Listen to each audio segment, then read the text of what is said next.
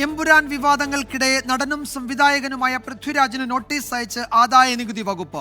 2022 പുറത്തിറങ്ങിയ ചിത്രങ്ങളുടെ പ്രതിഫല വിവരങ്ങൾ ആരാഞ്ഞാണ് നോട്ടീസ്. എമ്പുരാനുമായി നോട്ടീസിന് ബന്ധമില്ലെന്ന് ആദായ നികുതി വകുപ്പ് ഉദ്യോഗസ്ഥർ വ്യക്തമാക്കി.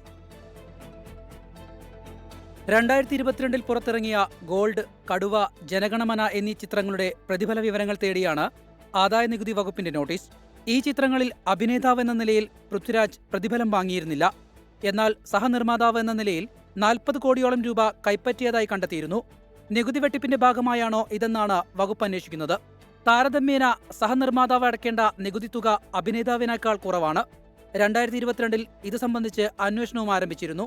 തുടർ നടപടികളുടെ ഭാഗമായാണ് മാർച്ച് 29 നോട്ടീസ് അയച്ചതെന്നും സ്വാഭാവിക നടപടിയാണെന്നുമാണ് ആദായ നികുതി വകുപ്പ് അറിയിക്കുന്നത്. പ്രതിഫലം സംബന്ധിച്ച് ഈ മാസം 29 പൃഥ്വിരാജ് വിശദീകരണം നൽകണം.